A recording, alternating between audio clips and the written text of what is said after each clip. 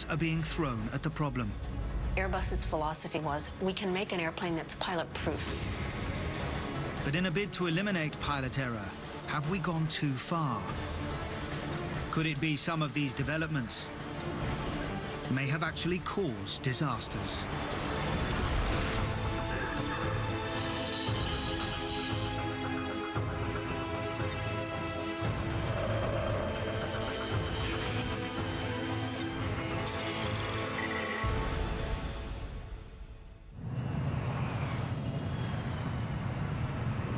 Qantas is the safest airline in the world.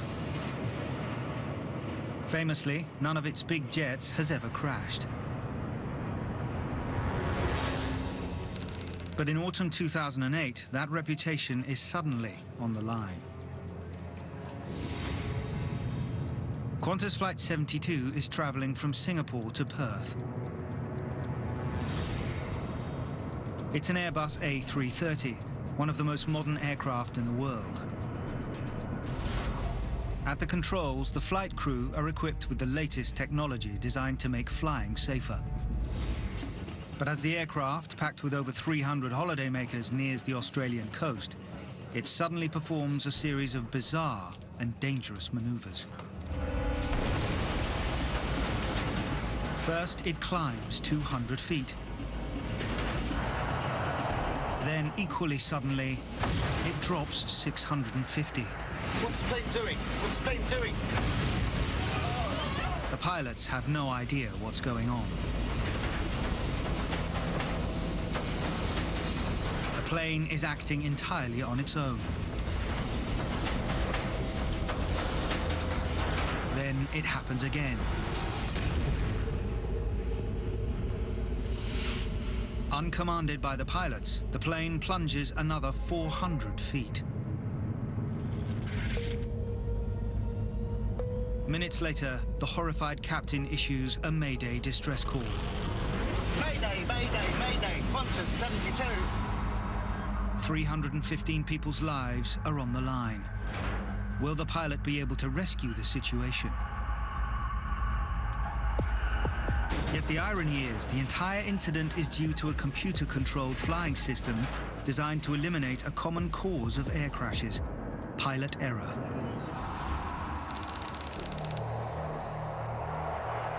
Just how serious the problem of pilot error can be is brought home to the people of Britain in the winter of 1989. British Midland Flight 92 takes off on a routine flight to Belfast in Northern Ireland. The aircraft is one of Boeing's new 400 series 737s.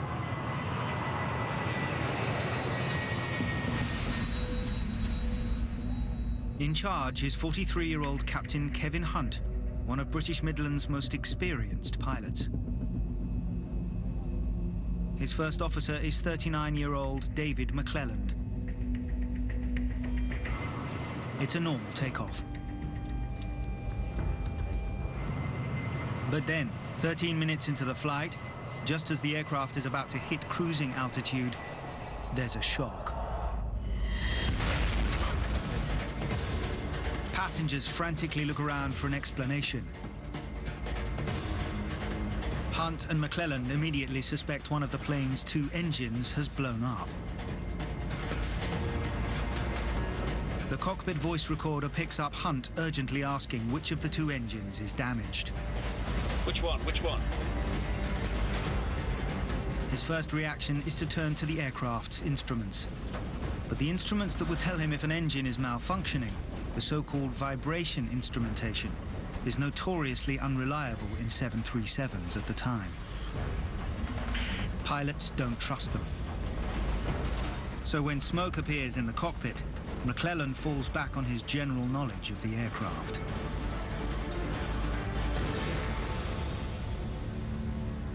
This tells him the smoke must be coming through the air conditioning system, and this, in 737s, is powered by the right engine. The cockpit voice recorder now picks up McClelland making a clear decision. It's the right one, it's definitely the right one. Shutting down the right. Hunt immediately shuts down the right-hand engine. the clunking and vibrations cease. Calm returns to the cabin. The passengers relax. But minutes later, there's another, even bigger bang.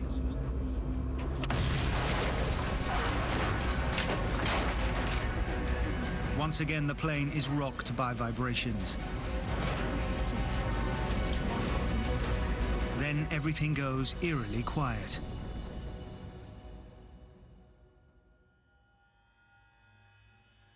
The second left-hand engine has died.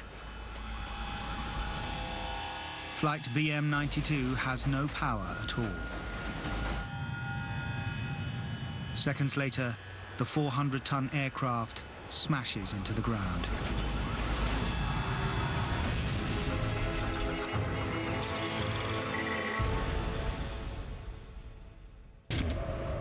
An airliner with 118 passengers on board has crashed on the M1 motorway in Leicestershire. Initial signs suggest there won't be many survivors. Ed Trimble led the air crash investigation. Mr. Trimble, BBC, can we talk to you? I'm sorry.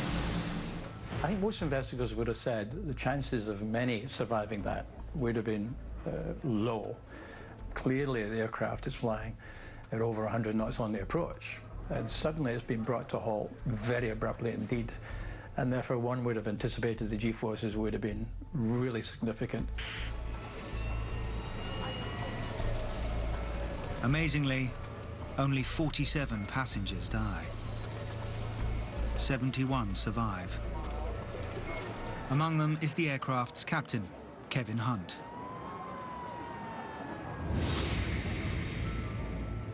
At first, he's hailed as a hero for at least bringing some people down alive.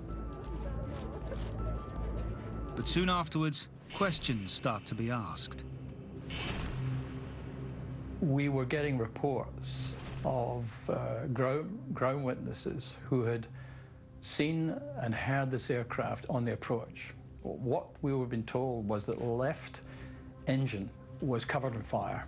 It was like looking into a furnace, someone said. This fire in the left-hand engine would have been the first bang the passengers heard.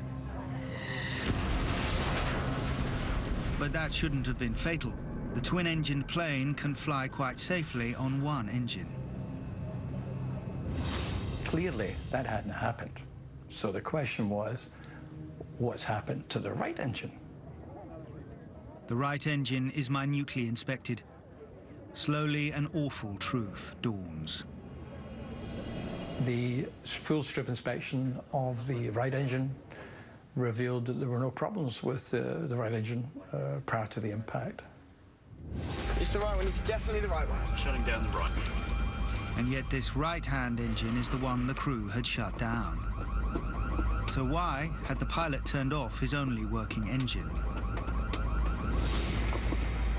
The investigation will now reveal a classic case of pilot error. The pilots simply weren't familiar with their aircraft. Hunt and McClelland, not trusting their instruments, had relied on their general knowledge of 737s. This told them the smoke must be coming from the right engine, and so they'd shut it down. What they didn't know was that the new 400 series 737 is different from its predecessors. The aircon is powered by both engines.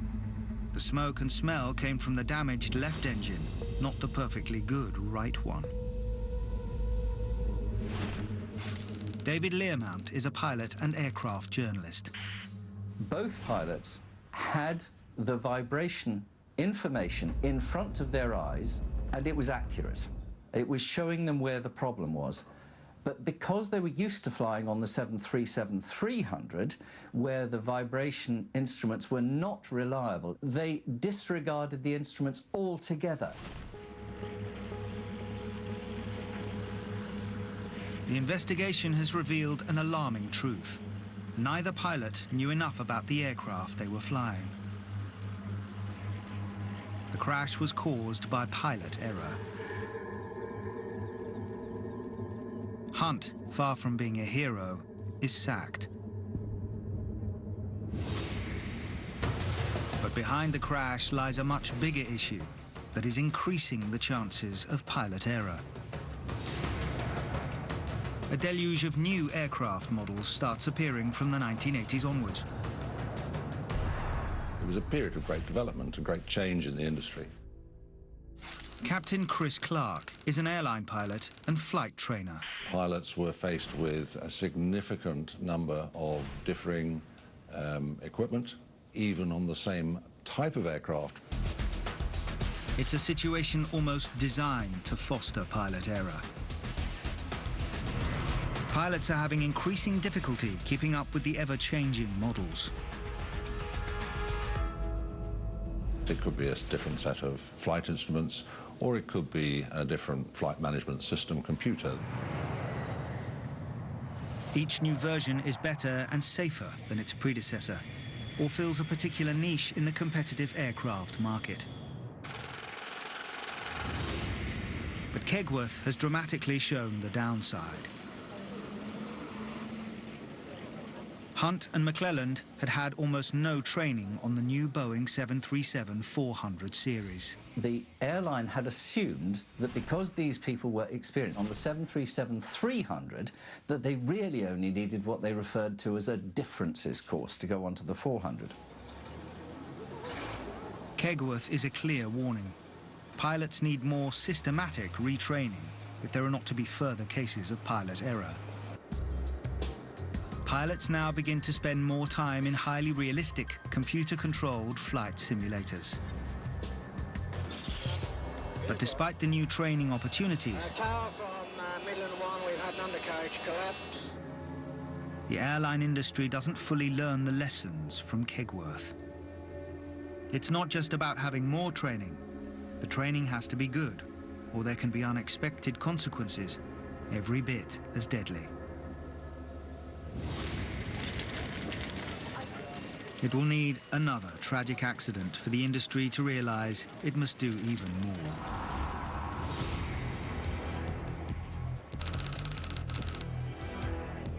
Autumn 2001, and an American Airlines flight takes off from New York's Kennedy Airport.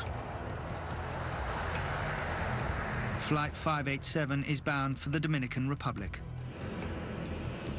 On board, many of the passengers are visiting family and friends. But almost immediately after takeoff, something goes wrong. Patrick Tuhig is a local Catholic priest.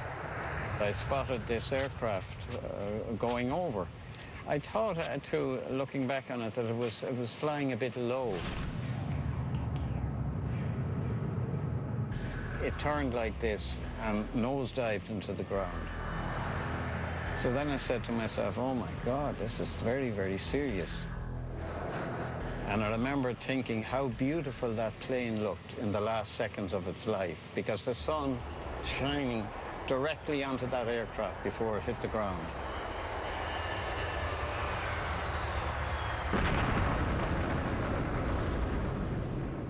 American 587 Heavy, I'm not receiving your transponder. American 587 Heavy, New York.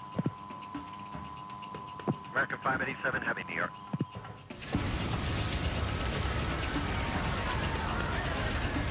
"265 people die immediately, including 5 on the ground.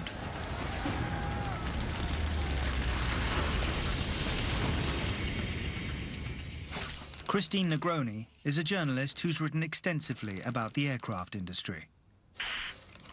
It was a dramatic event because it was only 2 months after 9/11, and so there were immediate concerns and eyewitness accounts and everything else, you know, that the plane had been the victim of a terrorist attack.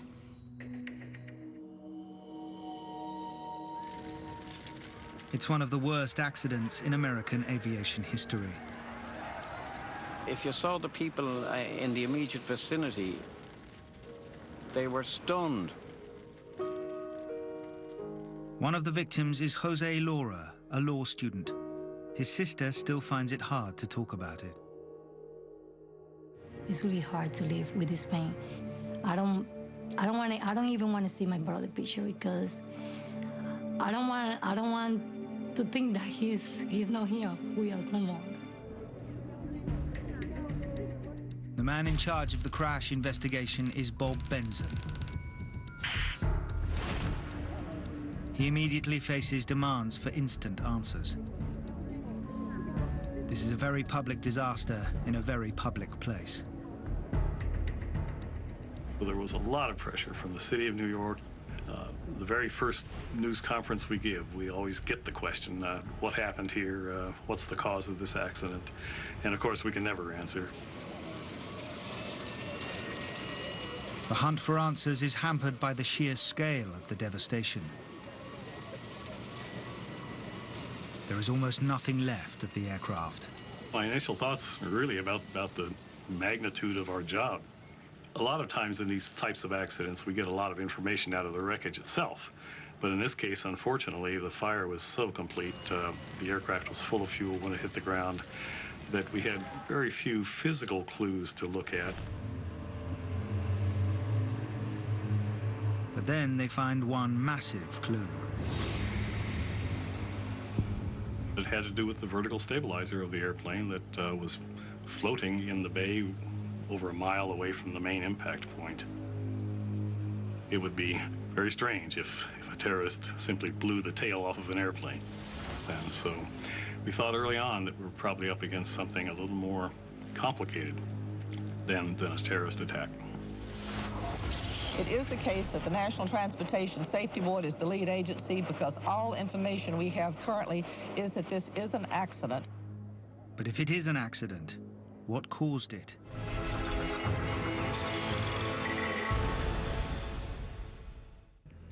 Autumn 2001, and an American Airlines flight takes off from New York's Kennedy Airport.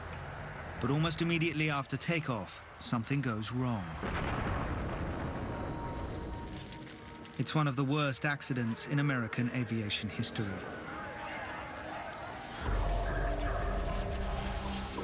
Initially, suspicion falls on Airbus's revolutionary construction methods. Large parts of the aircraft are made from a new material known as carbon fiber composite. Composite materials are a bit of the wave of the future. Strong, and as importantly, they're lightweight. And in the airplane business, weight equals money. Had there been a massive failure in this revolutionary new construction material? Alarm bells were set off. We worried a lot about the rest of the Airbus fleet, whether or not there were inherent weaknesses in other Airbuses. If Airbus are building aircraft with flawed components, could hundreds more drop out of the sky? So we spent a lot of time studying, testing the strength of these components and how good the design was. They use an ultrasound scanner to test the material for hidden hairline cracks or weaknesses. Unlike metal, the fractures and stresses can't be seen by the naked eye. They re-examine the design. They examine other Airbuses. They can find nothing that explains why the tail should shear off. Turned out to be pretty much of a red herring. The design was stronger than it was certified to be. But if it isn't a structural fault, why has the plane's tail fallen off? In a hunt for other clues, Benson's team recreate the aircraft's last minutes. Their attention soon focuses on the aircraft's first officer, 34-year-old Sten Molin. The son of an airline pilot, Molin has been flying for 10 years, all of it with American Airlines. American 587 Heavy Kennedy ground, runway 31 left for departure. Taxi left on Bravo, hold short of Juliet. That day, as flight AA587 prepares to take off, Molin is at the controls. That's Bravo short, so we had American 587 Heavy. Just in front of him is a Japanese Airlines flight. As the Japanese flight climbs, its engines generate powerful vortexes of wind. They are known as wake vortexes. Wake vortexes are very powerful miniature tornadoes that are created as an aircraft flies through the sky. One comes off each wingtip. These vortexes can cause serious air turbulence. If, for instance, a very small aircraft were following very closely behind a very large aircraft, the smaller aircraft can experience structural damage. So the planes following need to keep their distance. Air traffic controllers know this. Every pilot is expected to know it, because that's a lot of upset in the air. American 587 Heavy, 1300, 91131 left, clear for takeoff. 17031 left, American 587 Heavy. But could such a common phenomenon as wake turbulence really have upset Flight 587? 587 Heavy.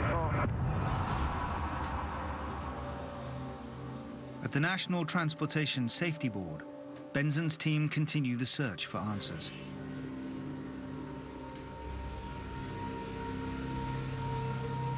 They examine the aircraft's battered flight data recorder for evidence. They turn the numeric data into an illustration of what happened. Gradually, they piece together Flight 587's final minutes, and it's all about pilot error.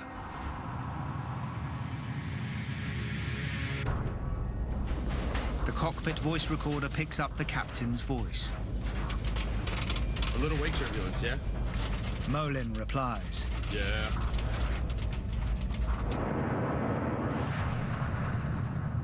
Then, to stabilize the plane, he'd stamped on the rudder controls.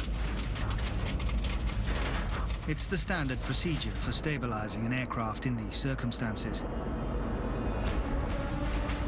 But the flight data recorder shows Molin had been particularly energetic. First, he'd forced the rudder sharply to the right, then to the left. He operated them so aggressively that the rudder went to stop. In other words, as far right and as far left as it could go. 4 times in 7.5 seconds. Back and forth, bang, bang, bang, bang, bang. The rapid movement creates huge stresses on the aircraft's structure. Eventually, they become just too great.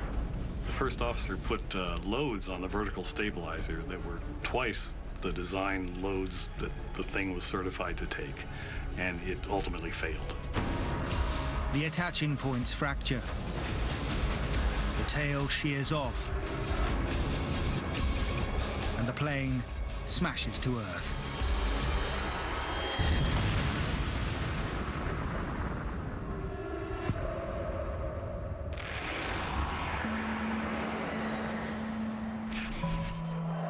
But how can a pilot break an aircraft by simply manipulating the rudder controls?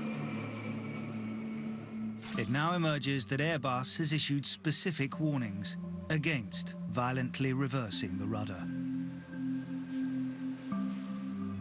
But American Airlines has never warned its pilots that this could lead to structural failure. Indeed, their training encourages pilots to use the rudder energetically. The conclusion is horribly clear. Over 250 people have died because of pilot error. Molin had simply not been properly trained to fly an Airbus.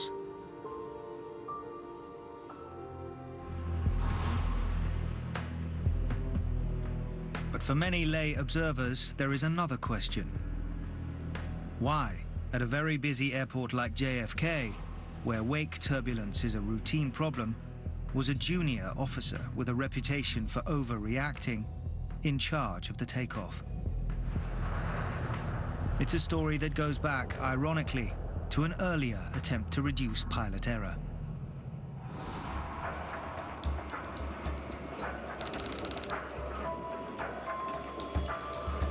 London, Heathrow, 1972. Pilots that year, at what was then called British European Airways, are in the middle of a bitter and divisive pay dispute. Junior pilots are planning a strike. But many of the airline's older pilots are vehemently opposed to the idea. One of them is Captain Stanley Key, 4 years off retirement and anxious not to rock the boat. That afternoon, Key has a furious row with a younger, militant pilot. Stanley Key's attitude was that strikes were a dereliction of duty. You had a duty to do, and one thing you did not do is fail in your duty, and your duty was to turn up to work, come what may. Several hours after the row, Key is rostered on a routine flight to Brussels. With him, on BEA Flight 548, are co-pilot Jeremy Keeley and second officer Simon Ticehurst.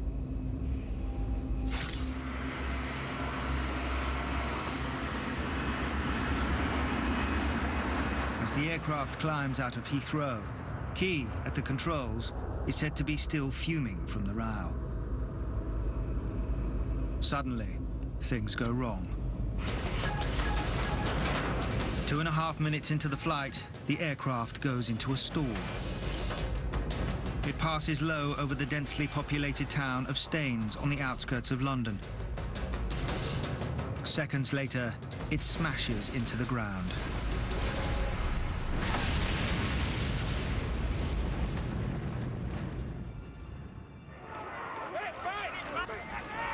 Almost immediately, sightseers clog the area.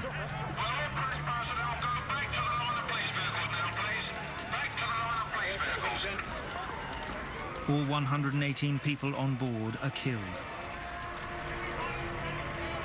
It's Britain's worst ever air disaster.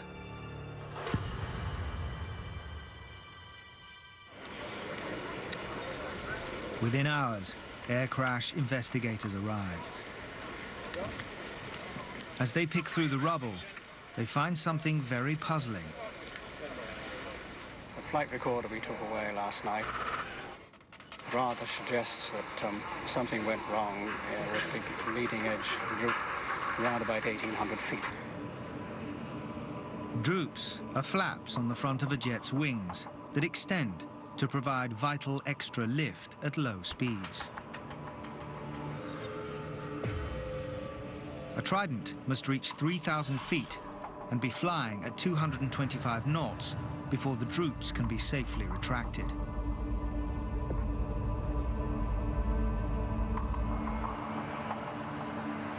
But the flight data recorder shows that BEA Flight 548 was only flying at 1,800 feet at a speed of 162 knots when the droops were withdrawn.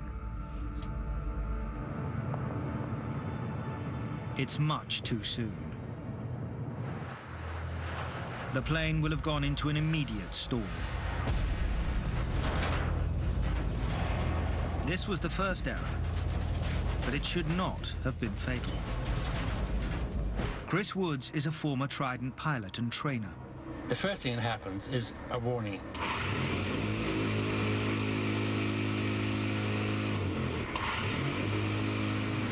This shakes the control column and basically saying to the captain, you are flying too slowly, push the stick forward, which will lower the nose of the aircraft and gather speed. If the pilot still doesn't respond, a second emergency procedure kicks in. A ram will push the stick all the way forward and hold it there until the speed has been recovered. The plane will dive, the speed will pick up, and the stall should be averted.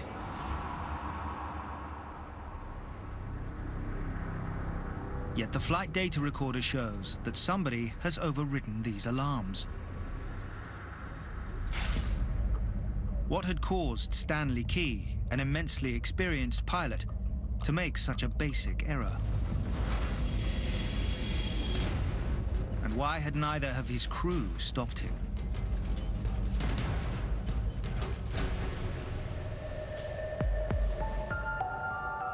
The investigators look at several possibilities. A post-mortem shows Key suffered heart problems. Could the violent row just before takeoff have triggered a sudden stroke?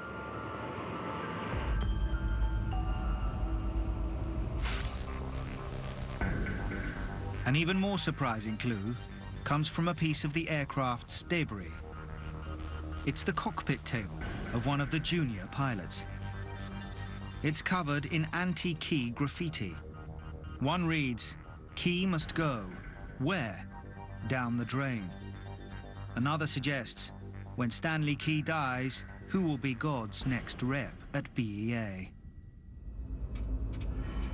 Is this a clue to the real problem?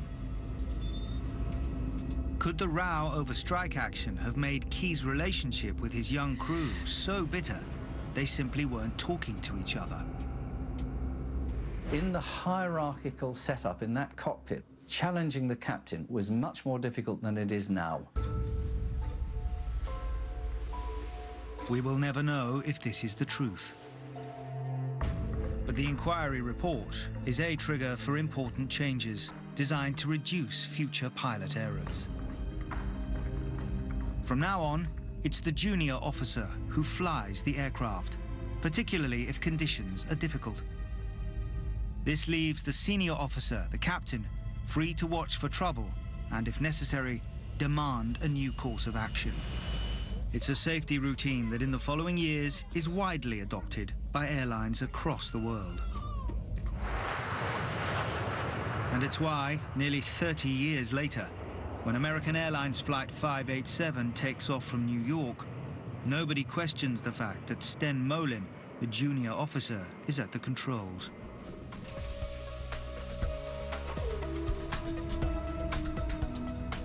By the early 2000s, the lessons of accidents like Kegworth and Queens have finally been driven home.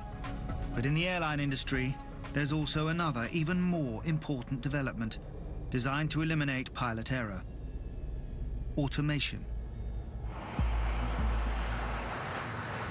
The leader in the field is the European aircraft manufacturer Airbus. In the mid-1990s, Airbus launches the new A330 series. It's one of the first aircraft to make extensive use of the new digital technologies. It's so clever, it can almost fly itself. Martin Alder is an Airbus pilot. So have a simple input control stick on the control column, just like your games computer. This stick is like a mouse on a computer and takes instructions from the pilot. But the aircraft's autopilot also receives data from a mass of other inputs scattered through the plane. Computers take information about the speed, the altitude, and center of gravity of the airplane, and they add or subtract from the pilot's input to make sure the output that goes to the control surface on the wingtip is exactly what's required to do the job. It means the controls are always trimmed to provide maximum efficiency. Flying becomes much less reliant on a pilot's skills. Even more importantly, the software will override the pilot if he makes a mistake. The airplane won't let them do anything that might cause the airplane to crash. Apart from takeoff, which still can't be fully automated, there is almost nothing a pilot need do except gaze at the ultra-modern liquid crystal displays. Pilot error is all but eliminated. Flying becomes much safer. Or does it?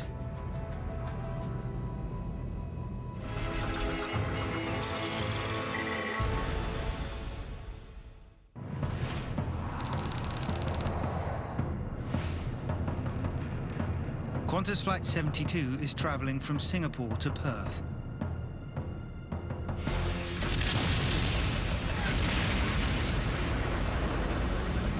plane has just made 3 dramatic changes of course without the pilots doing a thing.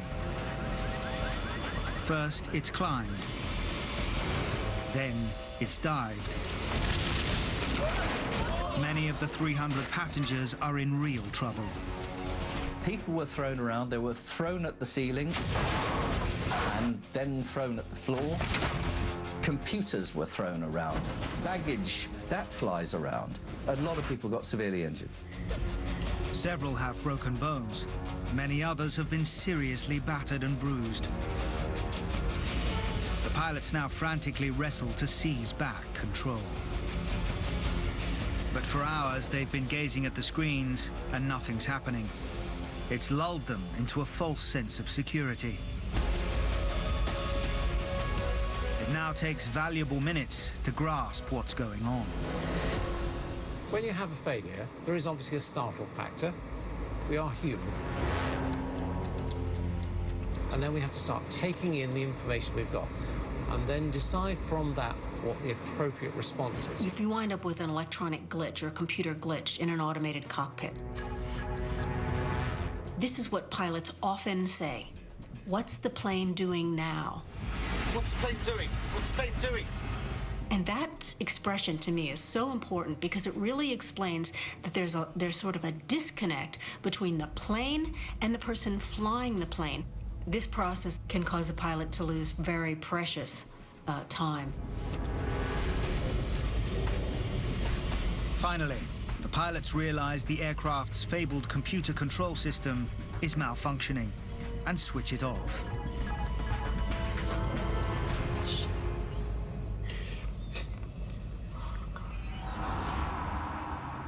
"40 minutes later, the plane makes an emergency landing in Western Australia.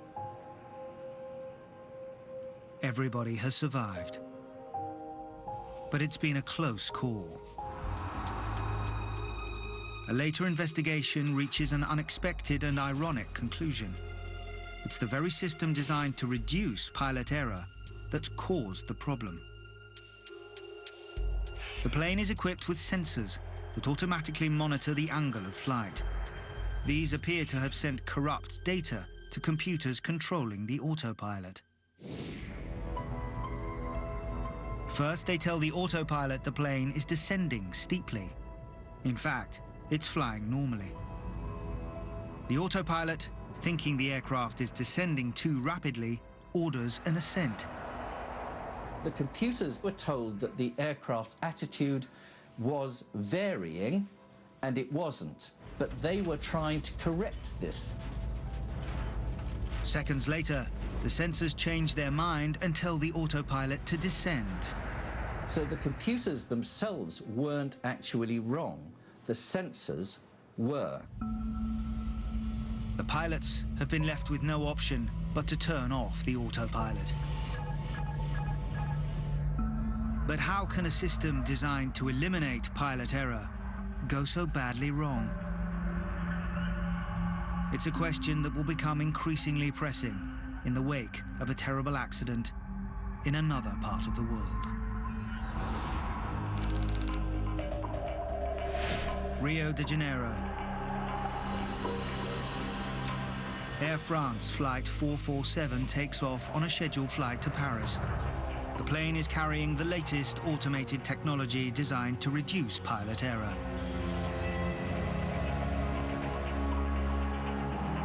But then, 3.5 hours later, over the Atlantic, it vanishes off the radar.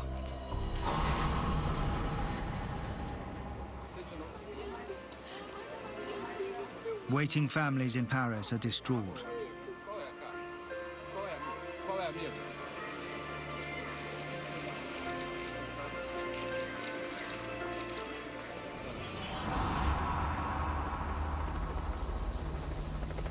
Several days later, some of the wreckage is found floating in the sea. The aeroplane hits the surface of the sea, everybody dies.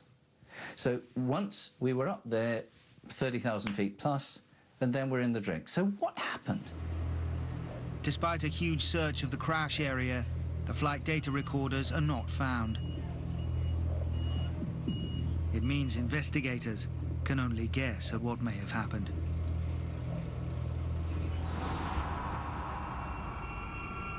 But once again, suspicion falls on the aircraft's automated flying system. Just before the crash, onboard computers automatically relayed data to an Air France ground station. This shows speed sensors on the front of the plane were giving conflicting readings about the speed of the aircraft. It would have immediately puzzled the pilots. It's now, experts believe, they committed a cardinal error. They became so concerned about the problem, they lost sight of what the aircraft was really doing. I think this has got a lot to do with the fact that this was at 2 o'clock in the morning. The pilots were fixated on solving the problem. What's going on here? What's making these two indicators tell me lies? And in the meanwhile, the airplane starts descending. The pilots simply had lost their appreciation of what the airplane was doing. They must have done.